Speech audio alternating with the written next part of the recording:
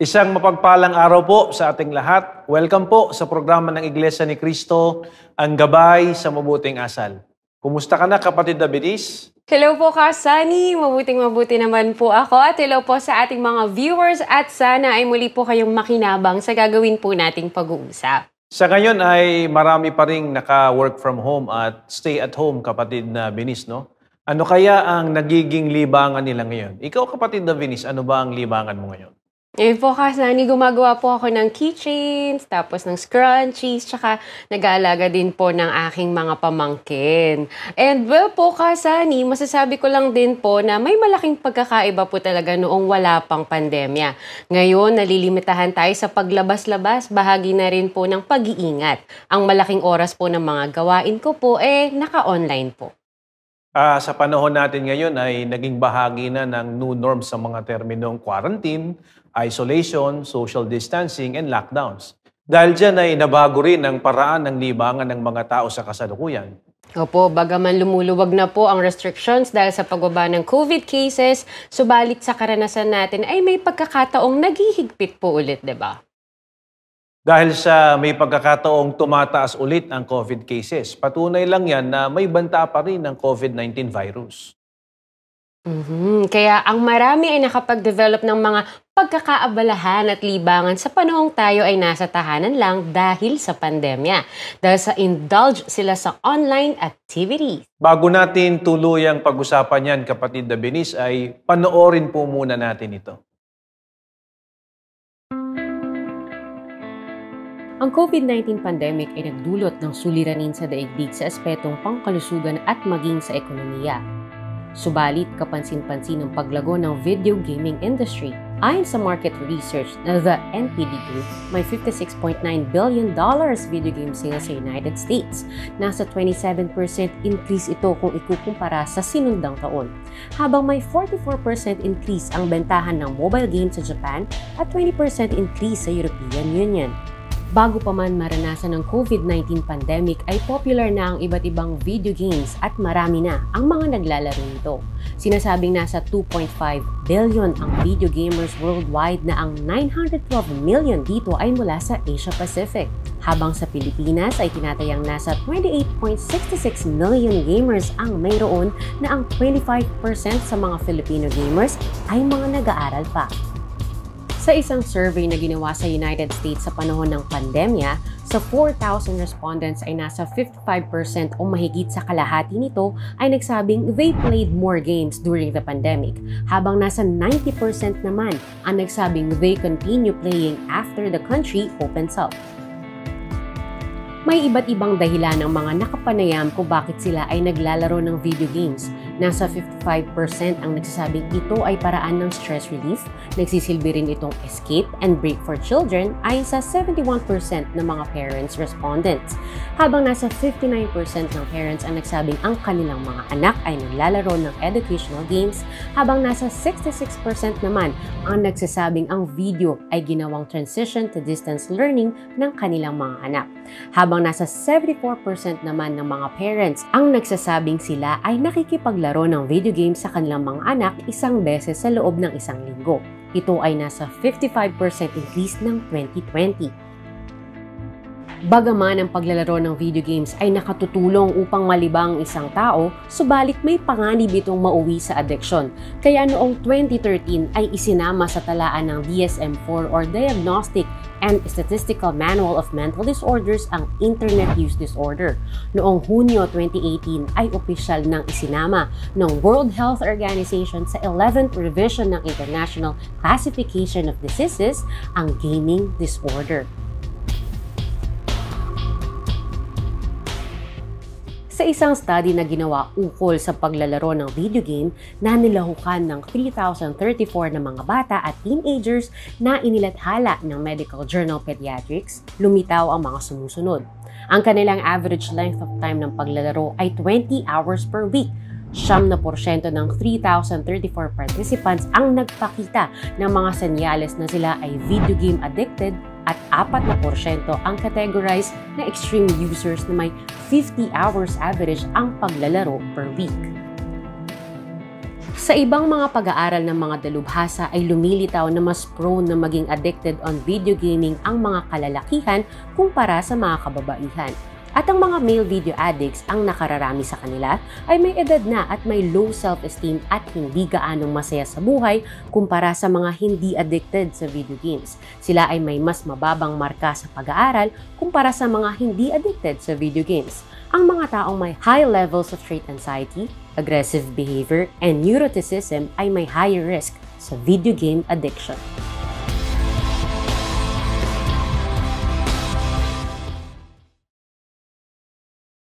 Sa natunghayan po natin ay makikitang sa panahon ng COVID-19 pandemic ay nag-increase po ang sales sa video gaming industry.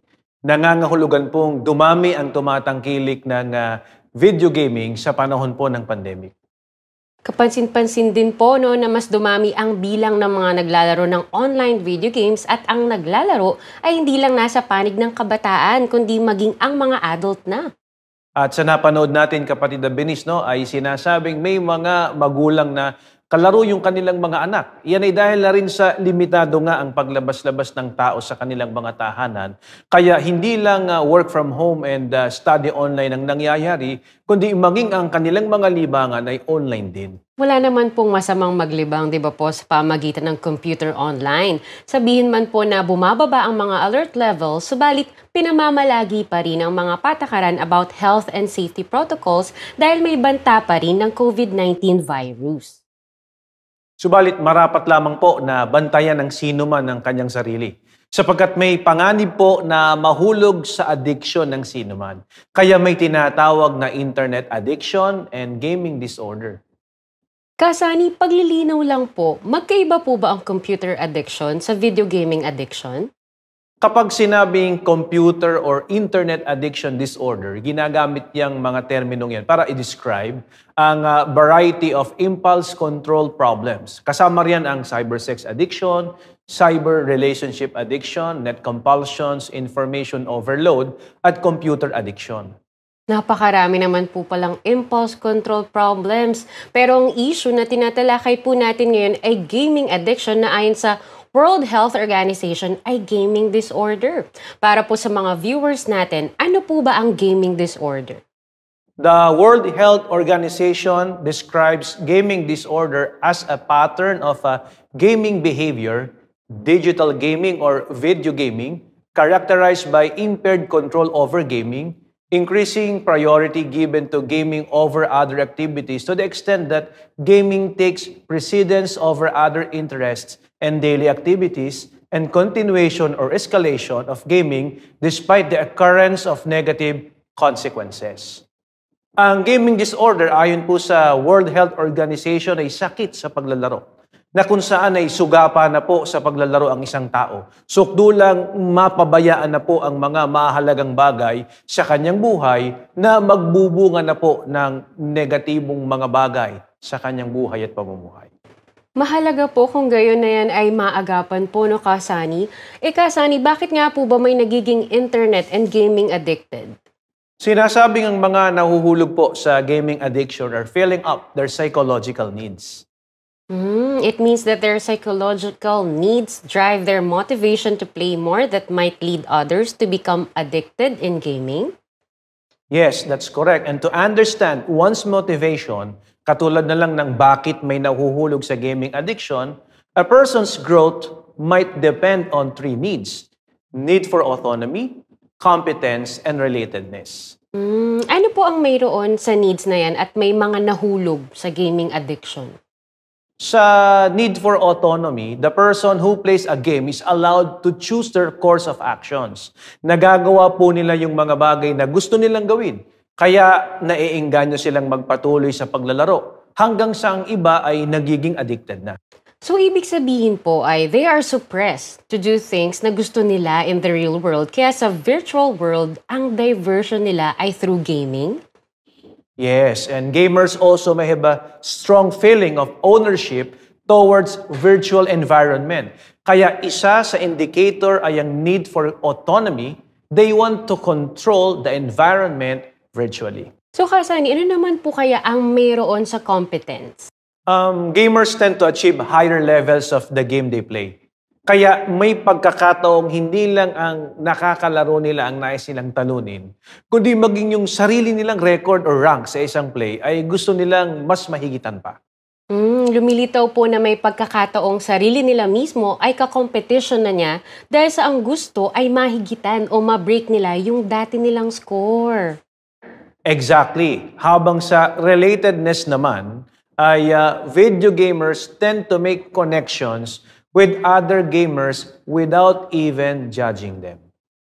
Yan nga po ang nangyayari sa mga multiplayer games, Kasani.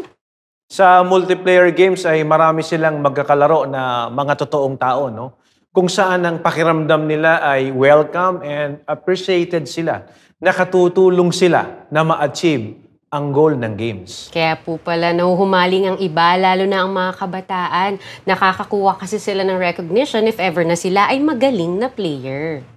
Kaya bagaman ng setup kapatid na Venice ay virtual, no? Subalit ang relasyon ng isang tao sa mga kalaro niya ay real o totoo. At ang maging bahagi ng isang grupo para sa isang tao ay mahalaga. Lalo na kapag hindi siya nakakaranas ng social gratification sa totoong buhay. So lumilitaw po na hindi nilang for fun ang paglalaro. Tama. Ang paglalaro at ang nag-establish na relationship sa kapwa manlalaro ay nakapagdudulot ng upliftment ng self-esteem ng isang tao. Kaya ang video game addiction ay closely coincides sa social media addiction. Isa pang uri ng behavioral disorder na kung saan ay binigyang halaga ang pakiramdam ng isang tao. Bakit po kaya mahalaga para sa kanila ang ma-uplift ang self-esteem? Sapagkat gaya nga ng natunghayan natin kanina sa ating audiovisual presentation, associated ang video gaming addiction sa mga taong may low self-esteem. Gayun din ang mga taong may high levels of trait anxiety, aggressive behavior, and neuroticism ay higher risk sa video gaming addiction. Ano po ang maaring epekto sa day-to-day activities ng isang tao if he or she became addicted to video games? They tend to be more impulsive, less efficient in information processing, and have a lower cognitive control. Ano po kaya ang dahilan at nagiging impulsive sila at bumagal ang cognitive processes po nila? Sa isang pag-aaral na ginawa at ito ay inilathala sa isang article through online journal, sinasabing the gray matter has decreased in several areas, no? Especially prefrontal cortex and brain changes are significantly correlated with the duration of internet addiction. So the prefrontal cortex po of our brain is responsible in cognitive control functions. It influences our attention, impulse inhibition, memory, and cognitive flexibility. Medyo technical itong mga binabanggit natin, kapatid na Binis, no? Subalit mahalagang madiscuss upang malalim po nating maunawaan ang impact sa buhay ng isang tao kapag ang sino man ay naging gaming and internet addicted na.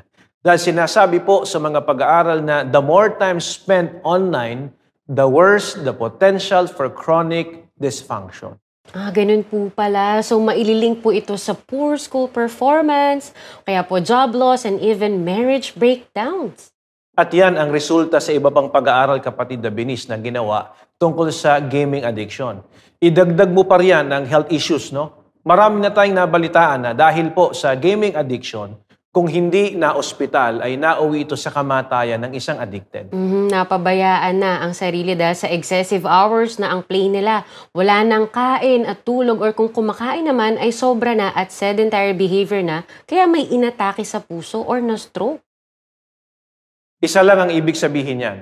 Wala pong mabuting idudulot sa isang tao ang mahulog sa internet and gaming addiction. Kaya kung naglilibang man ay dapat ay moderate lang o yung tama lang. Sabi nga po, sakto lang. Ano po kaya, Kasani, ang mga tips na maaaring sundin upang makaiwas sa internet and gaming addiction? Ipinapayo ng mga dalubhasa na that the families, communities, and universities should encourage outdoor activities such as sports competitions. Paano po kung limitado ang kilos at paglabas-labas dahil sa health and safety protocol? Maaari pa rin namang maglibang through indoor activities. Kung playing computer games, may mga offline games din naman. No? Subalit, dapat ay may proper restrictions na ipinatutupad, lalo at mga bata ang maglilibang. Tamang-tama po na magkakasama ang pamilya, di ba po, sa gagawing paglilibang? Isa pa sa maaaring tingnan ng mga magulang at guro sa paaralan ay obserbahan kung ang anak ba o estudyante ba ay may high level of primary control or the desire to change the environment and other people to achieve a sense of control. So ayun po kasani no, yung isa sa psychological need, yung autonomy na pinag-uusapan po natin kanina. Ang taong may gayong behavior ay sinasabing susceptible to addiction. Habang sa mga gamers naman ay ipinapayo na to choose a relatively easy or hard mode rather than an intermediate difficulty when playing. So kung maglilibang po pala ay hindi dapat maglaro ng mga sobrang hirap na magbubunsod sa walang tigil na paglalaro dahil sa na-challenge ng husto. Ang gayon ay prone din sa addiction. Yes, kapatid na Binis, because achievement motivation is said to be one of the greatest predictors of online gaming addiction. So baka po may mga magulang na nag-iisip na kung hindi man may gaming disorder ang anak, ay risk na po sila. So ano po kaya ang mabuti nilang gawin, Kasani? Kausapin ng masinsinan ng mga anak. Alamin ang mga maaaring problemang pinagdaraanan nila. Alalahanin po natin na ang pagkakalulong sa video games ay isa lamang manifestasyon ng mas malalim pang suliranin. Tsaka makakatulong po siguro na when discussing gaming with school-age kids, parents should be good media mentors. Sundin po ang sinasabi ng mga dalubhasa na pay attention to the 3 C's, the content, the context, and the child. As recommended by the American Association of Pediatrics, ang mga magulang po ay maaaring mag-create ng family media plan and monitor quality and age appropriateness of gaming. Ano po yung family media plan? Sa family media plan, nakapaloob ang screen-free zones, screen-free time, device curfew, choose and modify your media, balancing online and offline time, manners matter, digital citizenship, safety first, and sleep exercise. Pwedeng i-customize ng magulang ang paraan ng pagpapatupad niyan sa kanilang mga tahanan na aakma sa edad ng mga anak, lalo na kung murang edad pa. Para po palang house rules po yan, Kasani. Yan ay para makaiwas sa addiction ng mga bata. Sa family media plan ay may kasunduan sila kung kailan at saan lang pwedeng gumamit ng gadget sa tahanan. Malinaw na binibigyan sila ng limitasyon at minomonitor silang mabuti. Sa paaral na naman, kapatid na Binis, may mahalagang magkaroon ng panahon ng magulang na makausap ang guro o kaya ay ang mga guidance counselor para alamin ang kalagayan ng pag-aaral ng kanilang mga anak. Tama po, dahil isa sa manifestation na maaaring nalulung na ay mapabayaan ang mga activities sa school. Kaya marapat na may monitoring din sa school. At marapat ding himukin ng mga anak sa iba pang libangan. Halimbawa, pasalihin sila sa mga hilig nilang sports o di kaya ay maging active sa mga school clubs and organizations tulad halimbawa ng Boy or Girl Scouts, Math, Science Clubs at iba pang kauri nito. Ang magulang po ang unang-unang dapat na sumuporta sa kanyang anak sa ganitong mga gawain. Malaking tulong po yan para ma-divert sa mas productive activities ang mga bata. At kung sakali naman po at nagawa ng mga nabanggit at may manifestation pa rin po ng gaming addiction, sumangguni na po sa mga mental health professionals. Sa paaralan ay may mga guidance counselor na maaaring makausap. Kung clinical assistance naman po and intervention ng kailangan ay sa isang psychologist or psychiatrist maaaring lumapit. Dapat po nating ipagunita na sa gagawing paglilibang katulad ng paglalaro ng video games or gagamit ng internet ay mabantayan ang sarili upang huwag mahulog sa adeksyon. Ang anumang bagay na ginawa ng labis ay hindi makabubuti sa buhay at pamumuhay ng isang tao. Sa amin pong pagbabalik ay ipaglilingkod naman po namin sa inyo ang pinakamahalagang marapat na gumabay sa ating lahat. ang mga salita po ng ating Panginoong Diyos na nakasulat sa Biblia. Magbabalik po ang programang Gabay sa Mabuting Asal.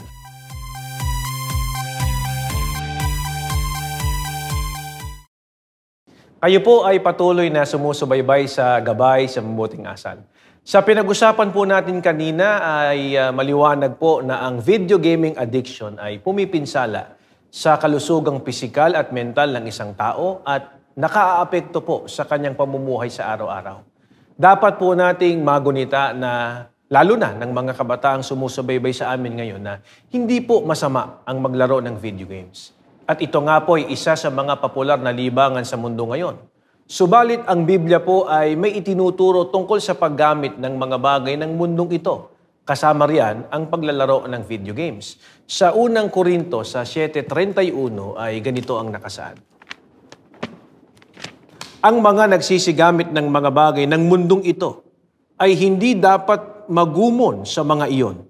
Ang daigdig na ito na umiiral ngayon ay lumilipas. Hindi marapat na magumon sa mga bagay ng mundong ito.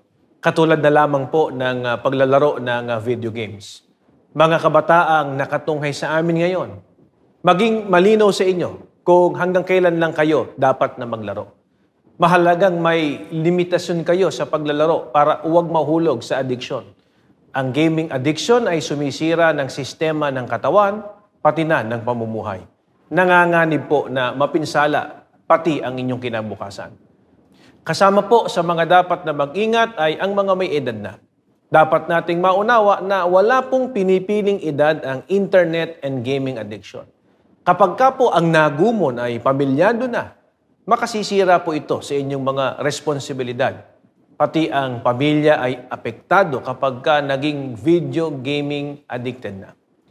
Upang wag mahulog ang sino man sa pagkakalulong sa paglalaro ng video games, ang Biblia po ay may itinuturo sa atin sa unang Korinto po sa 9:25 hanggang 26 ay ganito po ang sinasabi. Ngayon, ang bawat manlalaro na nagsasanay at nakikipagpaligsahan sa mga laro ay disiplinado at sinusupid lang sarili sa lahat ng bagay. Ginagawa nila ito upang magwagi ng isang putong na kumukupas. Gayon may ginagawa natin ito upang tumanggap ng isang hindi nasisirang putong na hindi kumukupas. Kaya nga, hindi ako tumatakbo ng walang tiyak na layunin. Hindi ko iwinawasiwas lamang ang aking mga braso na tulad ng isang sumusuntok sa hangin, nagsa-shadow boxing lamang. Malinaw po sa mga talatang binasa natin na sa gagawing paglalaro, katulad po ng isang atleta, para sila ay magwagi, kailangan po na sinusupil lang sarili o dapat mayroon tayong self-control at dinidisiplina ng sarili. Na kung paanong ang mga atleta kaya pinaiiral ang self-control at disiplina sa sarili, upang wag magambala ng anuman at sino man para makatiyak po sa pagwawagi, mahalaga rin na ang naglalaro ng video games ay may self-control at dinidisiplina ang sarili upang wag mahulog sa addiction. Sino po ang pinapananagot ng ating Panginoong Diyos na magturo sa mga kabataan ng ukol sa mahalagang values at disiplina na hinahanap niya sa kanyang mga lingkod? Sa Kawikaan sa 31:26 hanggang 27 ay sinasabi po ang ganito. Kapag siya ay nagsasalita, ang kanyang mga salita ay may karunungan at kabutihan ng panuntunan ng lahat ng kanyang sasabihin. Sinusubaybayan niyang mabuti ang lahat ng nangyayari sa kanyang sambahayan at hindi siya kailanman naging tamad. Ang mga magulang po ang pinapananagot ng ating Panginoong Diyos na magturo sa kanilang sambahayan, partikular na po sa kanilang mga anak. Ang magulang din po ang dapat magsilbing mabuting halimbawa sa anak ng kanyang itinuturo. Na kung paanong tinuturuan po ang anak na huwag mahulog sa gaming addiction, siya man o ang magulang, hindi po dapat na magkagayon. Sinusubaybayang mabuti ng isang magulang ang kanyang sambahayan. Monitored po niya ang aktibidad ng mga anak. Mula po sa bahay hanggang sa eskwelahan kung pumapasok na po at kinukumusta po ang pag-aaral, Inaalam din kung sino at anong uring kaibigan mayroon ng kanyang mga anak, pati na po kung ano yung mga bagay na nakakahiligan nila, ay alam po ng isang magulang at kung naglalaro ba ng video games ang kanyang mga anak. Sa bahaging yan ay hindi niya nalilimutan yung magulang na magpayo sa kanyang mga anak kung natutupad po ba ang mga disiplinang pinahiral upang hindi po mahulog ang mga anak sa gaming addiction. Sa bahagi naman po ng mga anak, ano po ang inyong pananagutan sa inyong mga magulang, lalo na nga't nagtuturo sila ng mga kalooban ng ating Panginoong Diyos. Sa Efeso po, sa 6:1-3 ay ganito po ang sinasabi. Mga anak, tungkulin ninyo bilang mga Kristiyano na sundin ang inyong mga magulang sapagkat ito ang nararapat gawin. Igalang mo ang iyong ama at ina, ang unang utos na may kalakip na pangako, upang ikaw ay guminhawa at lumawig ang iyong buhay rito sa lupa. Marapat po na sundin at igalang ninyo, mga kabataan, ang inyong mga magulang. Kailanman at ang ipinag-uutos sa inyo ay salig sa mga kalooban ng ating Panginoong Diyos. Ang isa sa mga utos ng ating Panginoong Diyos ay hindi dapat na mahulog ang sinuman sa addiction, kasama na po ang sa video games. Sapagkat yan ay magbubunga ng masama sa buhay at pamumuhay ng sinuman. Malinaw ang inilalaan sa mga anak na masunurin at gumagalang sa mga magulang. Nasalig sa mga kalooban ng ating Panginoong Diyos ang ipinatutupad. Giginhawa at lalawig ang buhay. May pangakong mabuting kapalaran sa mga susunod sa mga utos ng ating Panginoong Diyos. Kaya mga kabataang sumusubaybay sa amin, hangad ba ninyo ang mabuti at magandang kapalaran? Makinig at sumunod sa mga utos ng mga magulang na salig sa mga kautusan ng ating Panginoong Diyos. Sa kabilang dako po, ano ang magiging wakas ng mga hindi marunong makinig sa pangaral ng mga magulang na salig sa mga utos ng ating Panginoong Diyos? Sa halip ay ipinagpilitan ng sariling gusto, kahayagan ng kawalan ng self-control at self-discipline, kaya nahulog sa video gaming addiction. Sa Galatia sa 5:19 at 21 ay ganito po ang nakasulat.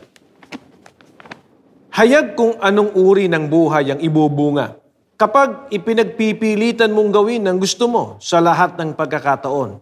Walang kontrol at hindi mapigil na mga adiksyon, pangit at nakakatawang panggagaya sa komunidad. May maidaragdag pa ako riyan. Alam ninyo na hindi ito ang unang pagkakataon na binabalaan ko kayo. Kung ginagamit ninyo ang inyong kalayaan sa gayong paraan, hindi kayo magmamana ng kaharian ng Diyos. Hindi po magmamana ng kaharian ng ating Panginoong Diyos o ang katumbas ay hindi po maliligtas. Ang sino mang ang ipinagpilitan ay ang sariling gusto. Wala pong kontrol at hindi mapigil ang sarili sa mga adiksyon. Kasama po ang ukol sa video games. Kaya po, hindi lang po sa buhay na ito mapapahamak ang ayaw sumunod sa mga utos ng ating Panginoong Diyos, kundi maging sa araw po ng paghukom. Kaya huwag po nating papayagang manaig ang ating sariling gusto, pero labag naman sa mga kalooban ng ating Panginoong Diyos. Dahil dito, ano po ang itinuturo ng ating Panginoong Sukristo upang magawa nating mapagtagumpayan ng lahat ng tukso, pati ng ating kahinaan, kasama na riyan ang pagkakaroon ng kontrol at disiplina sa sarili upang wag mahulog sa addiction sa video games. Sa Mateo sa 26:41, ganito po ang sinasabi. Kayo'y magpuyat at magsipanalangin upang wag kayong magsipasok sa tukso. Ang espiritu sa katotohanan ay may ibig, datapat mahina ang laman. Batid po natin na bilang tao, tayo po ay may kahinaan. Kung kaya't kailangan po natin ang tulong ng ating Panginoong Diyos upang mapagtagumpayan po natin ang lahat ng tukso at mga pagsubok na maaari po nating masagupa. Kaya nga po ipinapayo ng ating Panginoong Sukristo na tayo po ay magpuyat at manalangin para po hingin ang kanyang pagpapalakas sa atin at nang sa gayon ay magawa nating makapagtagumpay at maipagpatuloy ang gawang mga paglilingkod sa ating Panginoong Diyos. Sa ganitong paraan po, patuloy na titibay at tatatag ang buong pamilya, lalong tatatag at titibay ang ating kaugnayan sa atin pong dakilang Diyos. Sana po ay minsan pa kayong nagabayan ng programang ito ng Iglesia ni Cristo, ang gabay sa mabuting asal. Maraming salamat po at hanggang sa muli po.